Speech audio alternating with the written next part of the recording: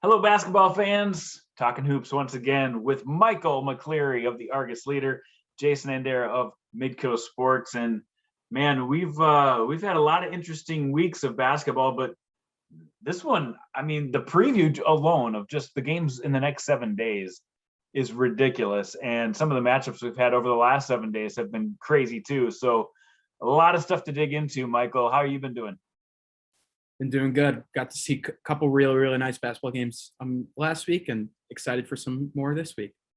Well, we're going to dig in like we always do. We're going to start with boys double A, and I continue to be impressed by this Roosevelt team. Every week on the show, I'm kind of like, well, when is the slipper going to fall off? When are they going to lose a game? And they continue to dominate.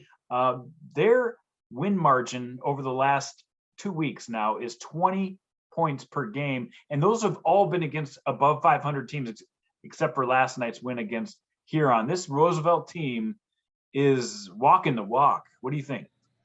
Yeah, I mean, they really haven't had a scare since that season opener against O'Gorman, where I guess O'Gorman could have won that at the buzzer.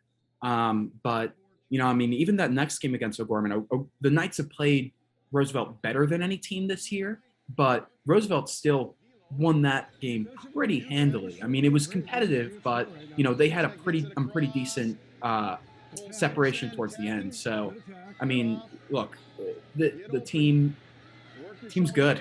I mean, they're going to be really tough. I mean, O'Gorman, we've seen what they are at their best, but I think they gave Roosevelt their best in those two games, and still wasn't enough. Roosevelt's getting better, and I think it's going to be tough to catch.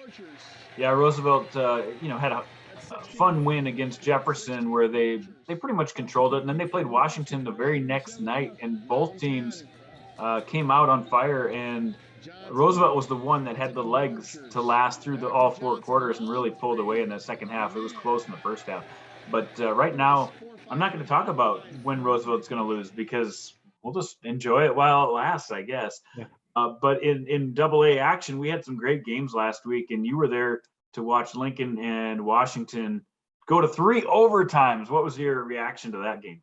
Boy, that was one heck of a game. I mean, it was really competitive towards the end, and you really thought it was going to come down to that final shot. But 3 overtimes, I mean, that's just unreal. Obviously, Michele Kambala's 3-pointer at the end of regulation was, one of the more impressive shots that I've seen. I talked to him after the game, and he feels like, obviously, with some of the scoring responsibilities that he's had throughout the year, feels like his shooting has come along, and you really saw it just with how confident he was just pulling up with that shot. And his shot just seems so pure this year, and obviously creates off the dribble. But after he hit that shot, he started overtime pretty quick with a couple more buckets, and it really seemed like Kambala was just gonna take over the game. But then Gage goal was unbelievable, and throughout that overtime period had a huge steal in third overtime.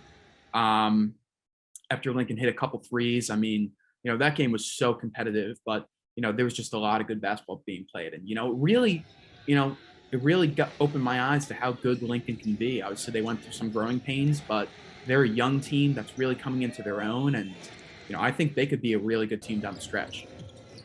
People who've watched Lincoln for a while, they've seen Jeff Halseth do this before, where he'll take a 500 team and he gets them to peak at the right time as they come down the stretch. Now, I'm not sure if this team has that extra gear in them. They definitely showed some talent. They played right with Washington, beat them in triple overtime, and then went to overtime against Mitchell the next game right after that. So I think this is a team.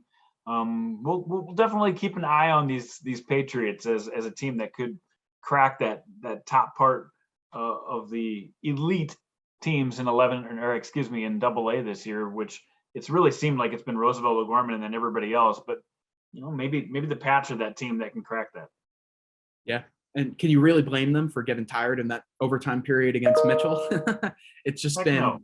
yeah, it's been a whirlwind of a weekend. It was a whirlwind of a weekend for Lincoln. That's a lot of that's 2 extra periods over the course of 2 games that they played.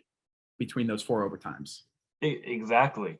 Talking about some of more of these teams that aren't either aren't ranked or are ranked and moving up the rankings. I mean, Jefferson is a team that looked really good on Tuesday night with a win over Mitchell, and they're playing much better. I think this Aberdeen Central team too. Just so people know, they started out the year well, but their leading scorer Spencer Barr had a knee injury. They kind of went through a few games of a struggle and got a nice win last week against Pierre, which kind of put them back on track. But I'll tell you what, they're a team that's really going to have to learn how to play without Spencer Barr. Even though they've got a very senior heavy team, they really miss the electricity that he bounced back with. So it'll be interesting to see. Maybe Aberdeen Central's that team, maybe Lincoln, maybe Jefferson.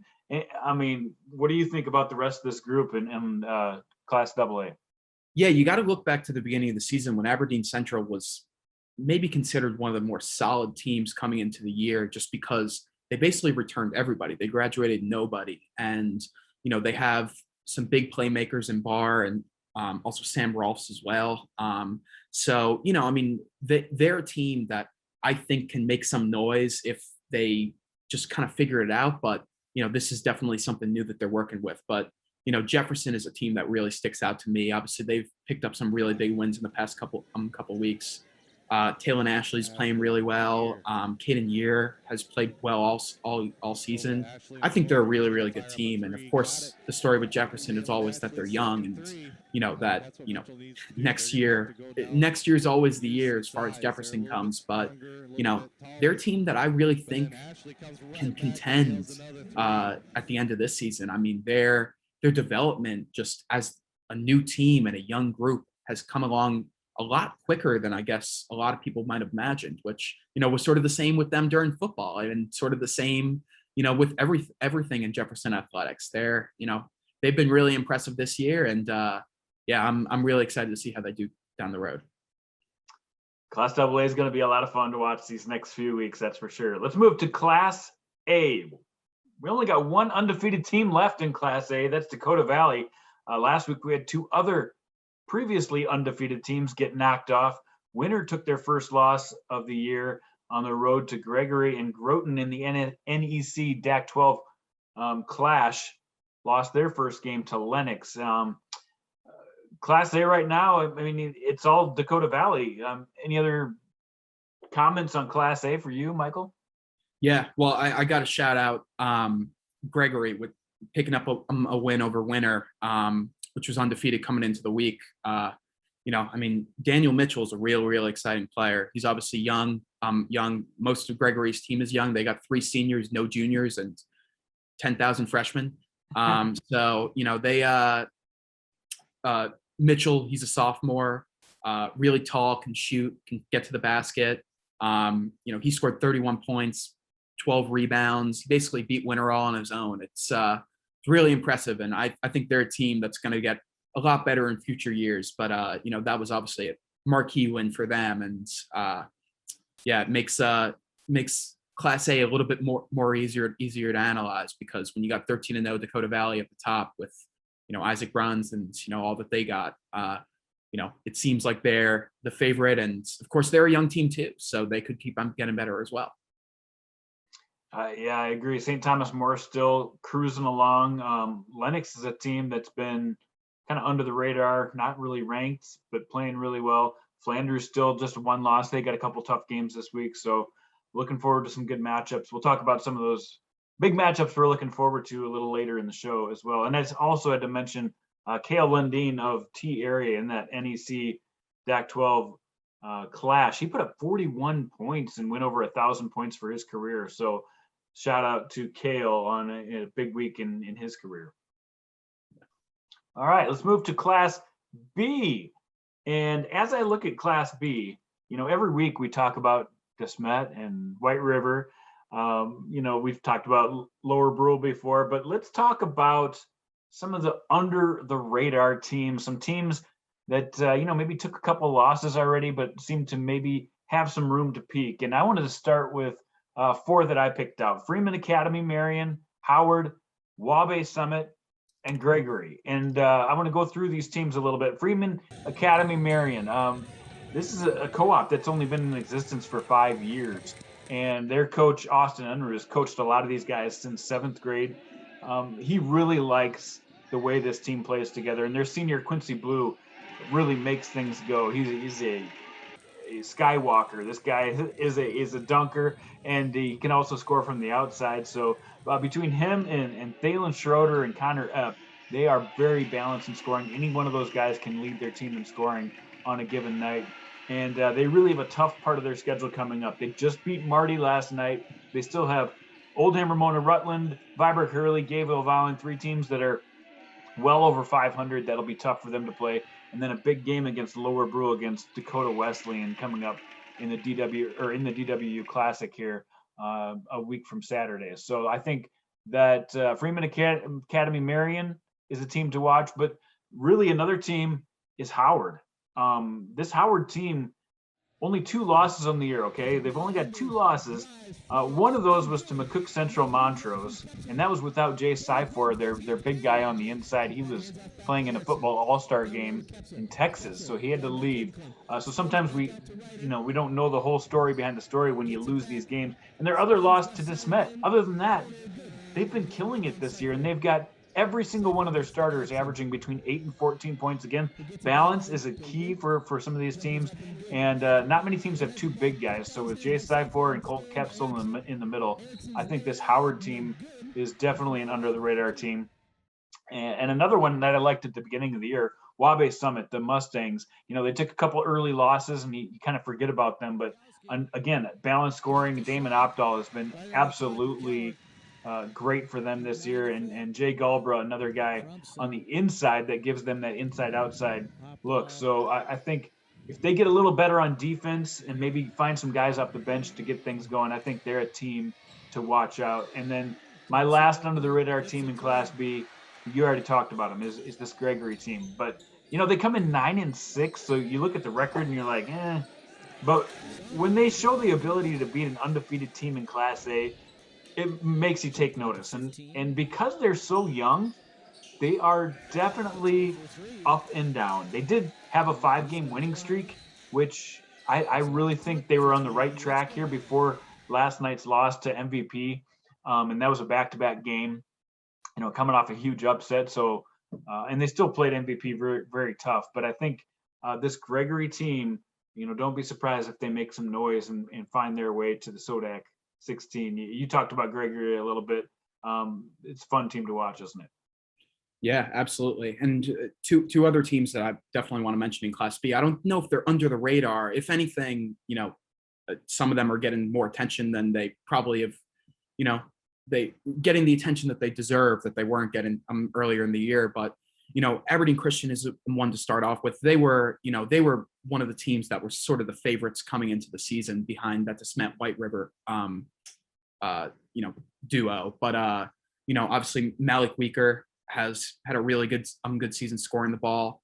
And, I got to shout out Powder County. Obviously, I got to see them at the Hanson Classic and was talking to Cooper Long, who's their star guard, who's just putting up just incredible numbers. And he's been playing a little bit of forward for them. He's just like sort of just a very strong player who could, battle inside, but also has a perimeter game as well. And, we were talking about it, and, he said sort of some of the coverage that they've been getting, and, maybe just the fact that it's just like, it's an area where there's just not many, newspapers around there or anything like the reason why they've kind of been flying under the radar. So they entered the top 5 this week. So I got to give them a shout out. They're really, really good team, 10-1 coming into this week. So I think they're going to be a very, very good team in come Class B tournament time. Yeah, it's impressive, the list of teams we have in Class B. And when you have 2 D1 athletes playing at the top with Joe Saylor and Kalen Gary, sometimes we get a little bit too infatuated with the top, but there's some depth in this Class B class, and it'll be fun to see how that plays out here coming up as the playoffs are just a couple weeks away. I got to correct myself. I said Cooper Long. It's Cooper Logan. I'm sorry. Okay. Well, yeah, Cooper Logan. He was one of their impressive football players that made it to the Dome as well. So I think there's a lot of good athletes in Potter County, and they definitely deserve a little pub. So that's great. Let's move over to girls basketball in girls Double A. The game of the week last week was Rapid City Stevens taking on Rapid City Central, two ranked teams. They met up on Friday, and the first time these two teams played, Central took the win on Stevens' floor. This time they were at Central's floor, and Stevens got it done, and they pretty much had the lead throughout most of this game. And they've got some balanced scoring on this team. Jada McNabb is really an electric player, and she really paced them throughout the game. But it was Celia Porter, their freshman, who actually had one of her top games of the year too. A lot of hope for this team. They saw Bailey Sobchak get a lot more playing time than she had in the last couple of weeks. This Stevens team, they got a couple tough games coming up, that's for sure, with O'Gorman and Brandon Valley on the cusp. But they look like the real deal in that win. Any other Class AA? You watched some Class AA basketball with Brandon last week. Yeah, and obviously Brandon's super impressive. But I think you mentioned this a couple weeks ago, where RC Stevens and some of those West River teams. I mean, they're right up there with those top three teams in Class AA. Obviously, it's a very top heavy class. Later in the show, I got to talk to Mike Zerr from Brandon Valley. Just talk about some of that Class AA, but we'll get to that later. But yeah, it's obviously, there's a lot of really, really, really good teams at the top there. But RC Stevens and RC Central, those are two of the best teams in Class AA that matched up against each other. And I think come tournament time and come the postseason, it's gonna be really, really interesting to see what Stevens and Central can do, because I think they're right up there. Yeah, there's been a couple weeks where we haven't seen any top 5 battles in this Class AA on the girls' side. And coming up this week, as we look at the upcoming game schedule later in the show, you're going to see a lot of top 5 battles here in girls AA this week. Yeah, and make sure you stay with us for Mike Zerr conversation. That was really good. Brandon Valley's head coach, as we get to that a little later in the show. Let's move to girls A. We have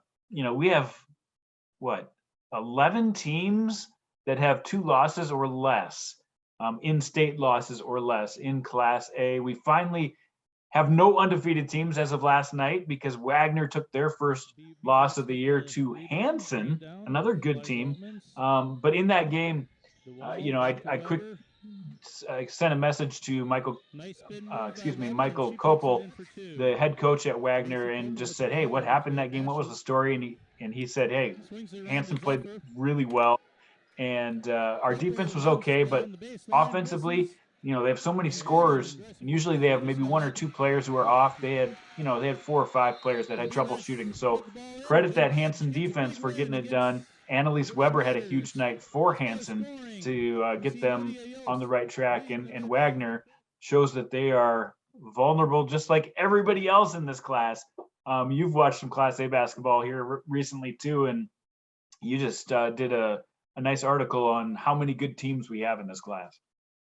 Yeah, I was able to get out to the Dakota Valley Mount Vernon Plankinton game at the end of that Sacred Hoops Classic at Augustana, and man, I was so impressed by Mount Vernon Plankinton. And obviously Dakota Valley is one of those top teams. They actually fell out of the ranking this week, which I was a little bit surprised by. But they Mount Vernon Plankinton with Emily Fox and Maria Baker, they were just dominating for stretches of that game, and it really showed that for MVP is probably one of those teams that are in that like 8 to 11 range, at least at what we would see at this point of the season. So I mean, if one of those teams can compete with one of the top 4 teams in the class at the time, Dakota Valley, I believe, was ranked 4 last week. That's really impressive, and I think it kind of underscores just how difficult it is to get a win in Class A, like potentially the most difficult class in girls basketball to get a win. For sure. And there's teams that we don't normally talk about, like Sisseton, for instance. They have been playing some incredible ball lately. They, even in a loss, they stayed really close with some tough teams. I think they're a team to watch. Hamlin is moving up, definitely on the radar. Parkson still has just 2 losses. I mean, Red Cloud and Lakota Tech don't play a lot of the same teams the rest of the state does, but they have been very impressive in their own right. And, good luck picking who the best team is. Right now, the most consistent team probably has been West Central and Wagner.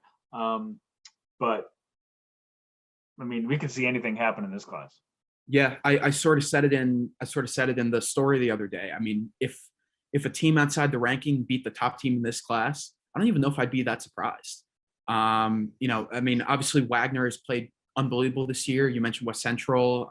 Flandreau is another team that I see as one of those top tier teams. But, I mean, St. Thomas More, Lakota Tech, I mean, those are top tier teams as well. I mean, this is just an incredible class of girls basketball. Yeah, there's definitely depth in Class A, that's for sure. Let's talk about Class B. We had, Roncalli lose their first game. They were the favorites coming into the season, and Corsica Stickney had been number 2 in the polls, and they got some love for number 1, but didn't get quite enough votes to move into number 1. How'd you vote in the latest poll in Class B?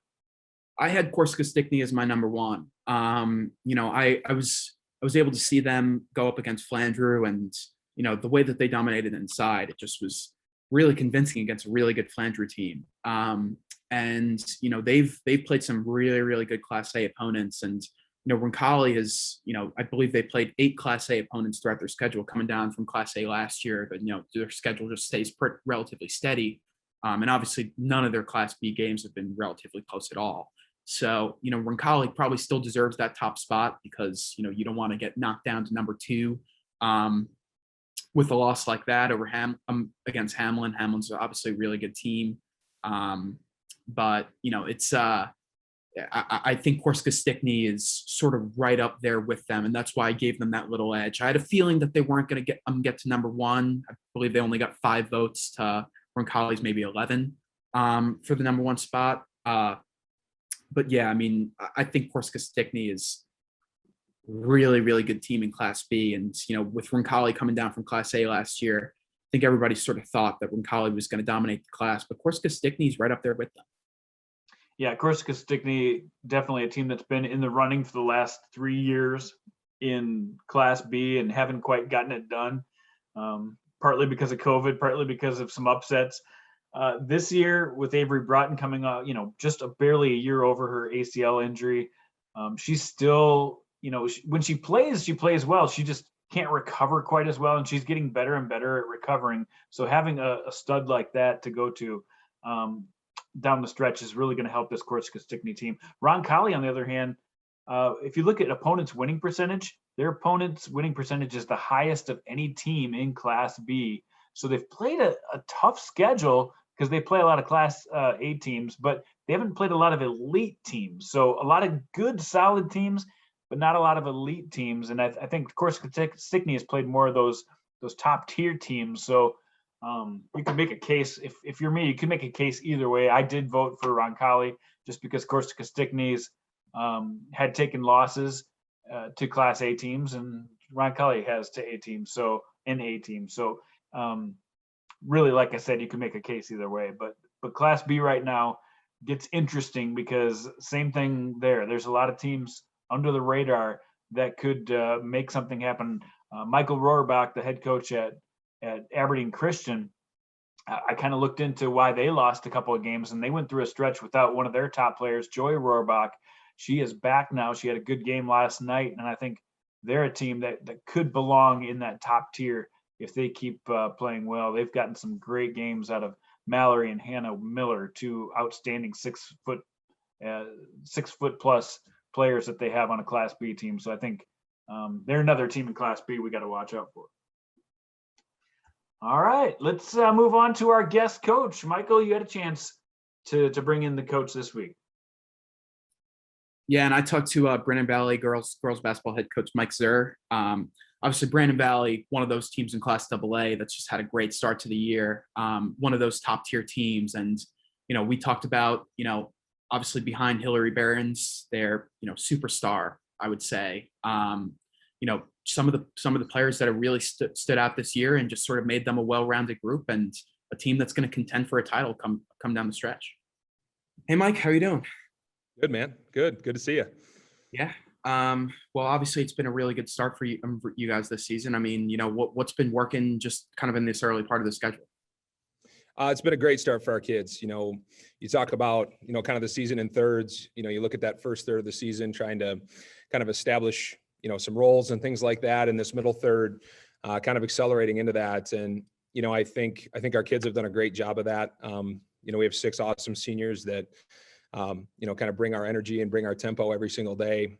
On the court wise, having a couple of dynamic playmakers in Kylie Foss and Hillary Behrens, to kind of create things for our team, and fun to see some kids step up into some new roles. A kid like Tessa Boars put a ton of time in an undercard program in our kind of undercard roles and things like that. And seeing her have some success, and Taylor Steeman, who's a phenomenal multi-sport athlete for us. Some younger kids stepping up off the bench, Jada Metzger, a junior, who's done a phenomenal job.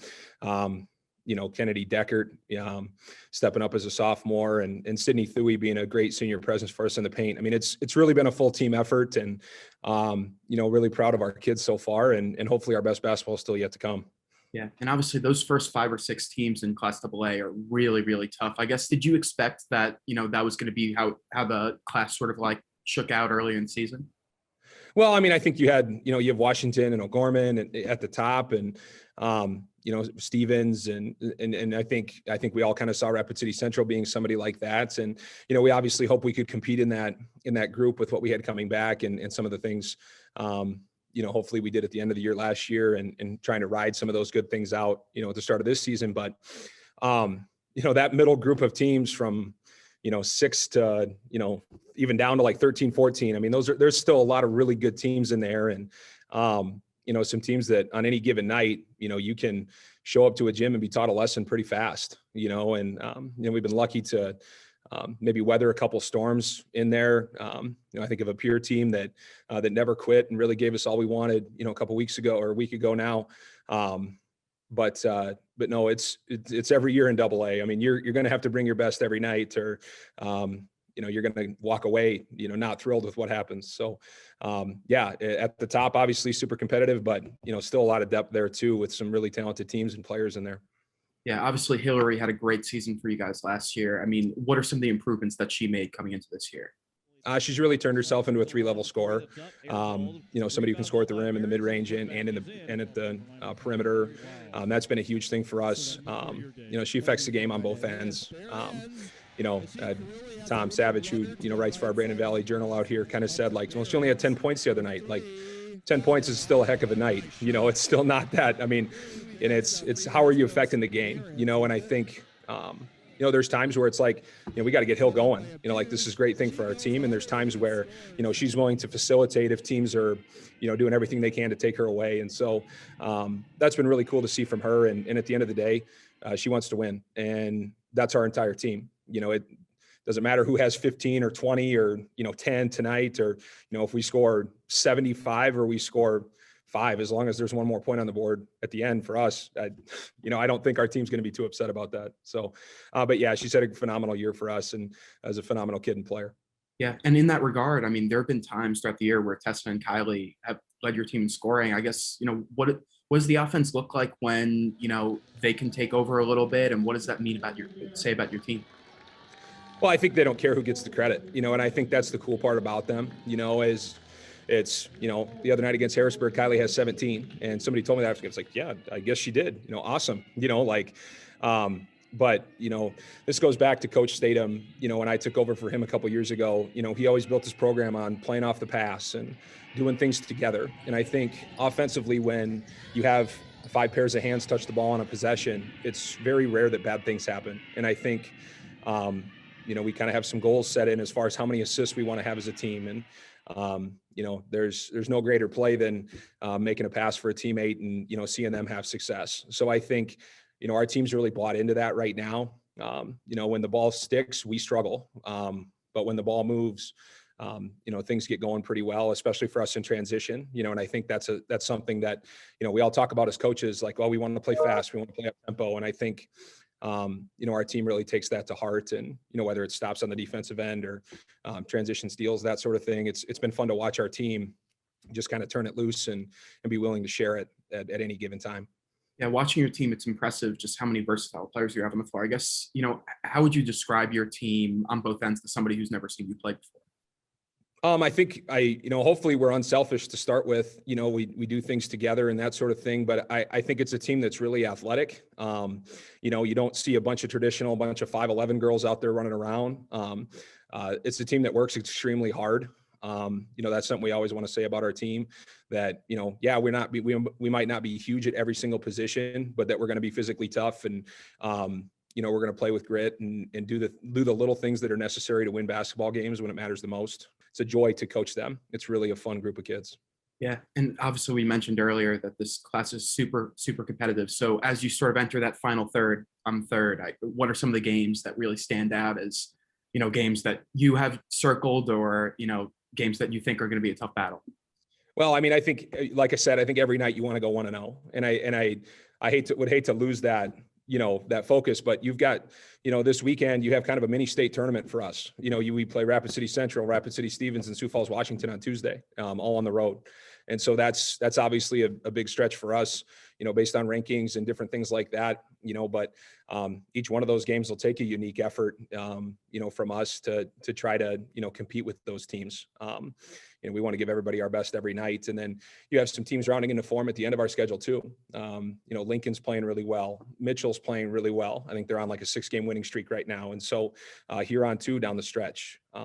So there's still, a lot to be determined, kind of as we go down the stretch here. But, I give our girls a lot of credit. They've really kind of bought into, let's take this one game at a time and, keep our focus narrow and, try to get a little bit better each and every day, that hopefully by the end there, hopefully we can stay healthy and everybody stays healthy with everything going on.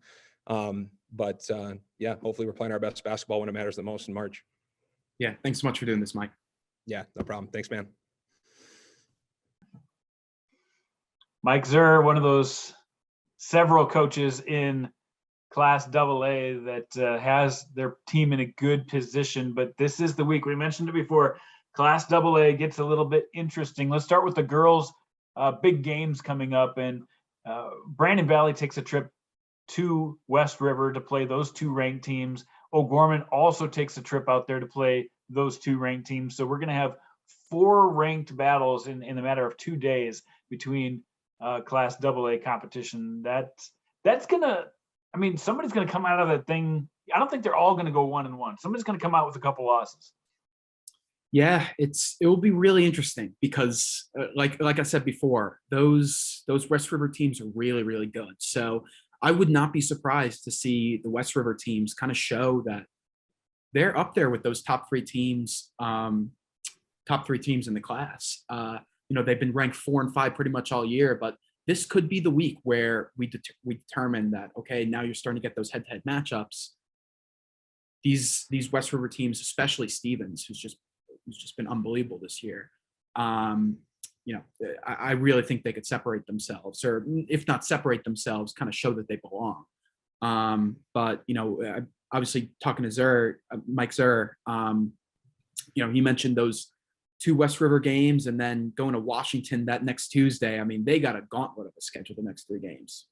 Yeah, they're going to find out a lot here this time next week. We're gonna see what they're made of. So win or lose, we're gonna find out a little bit more about those teams. Let's talk about some other games. Saturday, we've got the NEC DAC-12 matchup on the girls' side, and we've got Dakota Valley taking on Hamlin. This one could be very interesting. And the nightcap there, West Central, who will probably be the number 1 team next week, takes on Roncalli, who is currently the number 1 team in Class B. That's going to be a lot of fun seeing Roncalli take on their toughest competition of the year.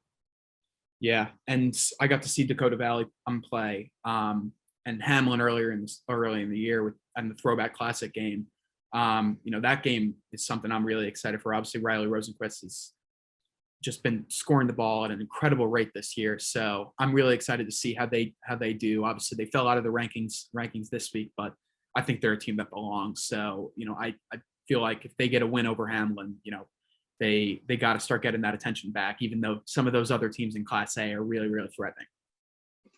You got it next Tuesday as well. Other than that Brandon Valley Washington game, also St. Thomas More takes on Red Cloud. Red Cloud really looking forward to seeing what they can do against a ranked opponent. And then Flandreau with a couple losses right now on the girls' side, looking to bounce back against DeSmet. That's a doubleheader boys and girls game. That'll be a lot of fun. Looking at the boys' side of upcoming games, big games starting tomorrow. West Central takes on T. West Central moving up the ranks in Class A as well with the boys' side. And then Flandreau takes on Sioux Valley, kind of a rematch. Last time they played, I think it was, Flandreau really took it to Sioux Valley, and I have a feeling Sioux Valley is going to be ready for this one. Yeah, no, that was not a close game the last time they played, and I would be very surprised if it's a similar outcome. Obviously, Flandreau, ever since that game and even before it, I mean, I believe they've won 13 straight since a season opening loss. I mean, Flandreau's the real deal. And, I think they're a team that, is right up there with the top teams, but I think Sioux Valley's a lot better than they played in that game. They were coming off a couple games in a row. Obviously, the Big East Conference tournament, everybody was coming off a couple games in a row at that point. Flandreau was too. So, yeah. But I think that maybe Sioux Valley just didn't handle that to the best of their ability. And that was something that Sioux Valley head coach Bill Vincent was mentioning, that's something that, those in-season tournaments really teach you, that, sort of those consecutive games in a row, like, maybe the tired legs got the best of them. And that's something that, it's a really good litmus test come the postseason when you have to play those types of games consecutively. That's something they needed to work on. So if they did work on it and something that they gotten better at, I think this is going to be a really, really competitive game. Yeah, that one will be a lot of fun. And then Friday night, we've got Mitchell, who takes on Roosevelt. Mitchell has had some tough games. They eked one out against Lincoln. They lost to Jefferson, and they're looking at another Sioux Falls opponent here next Friday. The weekend, we got a couple games at the Pentagon. White River takes on Sioux Valley. So Sioux Valley will have another tough game coming up this week, a huge week for them. And then St. Thomas More takes on DeSmet. DeSmet continues to just challenge themselves week in, week out with some tough games. That should be a lot of fun. I think it's a smart scheduling move to take those last three Henson Classic games and sort of just jumble the opponents, I guess. Yeah. Those last three games featured maybe the six best teams in Class A and B. And, it's fun to always get those matchups. So we're going to see two more of those on Saturday. Yeah, it's great for the fans. Some good ones at the Pentagon. And then next Tuesday, right before we do our next show, we're going to be able to see what Lincoln can do fresh into the rankings. They will have a tough test against O'Gorman.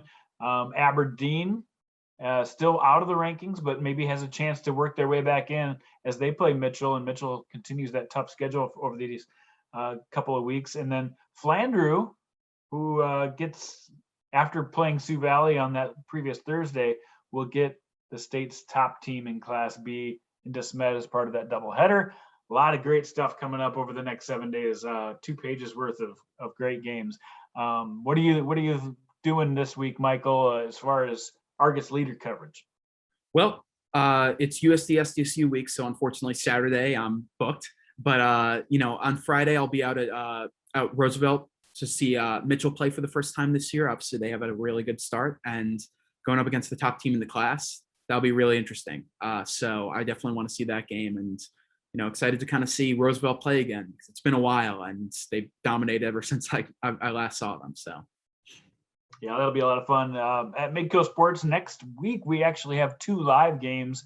We've been off for a couple of weeks with live games, but looking forward to seeing Washington and Brandon Valley play on the boys' side on Tuesday. And then coming up later next week, we've got O'Gorman, Washington girls. So a 1 versus 2 matchup, at least right now they're 1 versus 2. We'll see if that holds up by the time they play. But those 2 big games coming up on Midco Sports, I'll be getting ready for. So a lot of great stuff coming up. I appreciate your time, Michael, and we'll see you next week on Talking Hoops.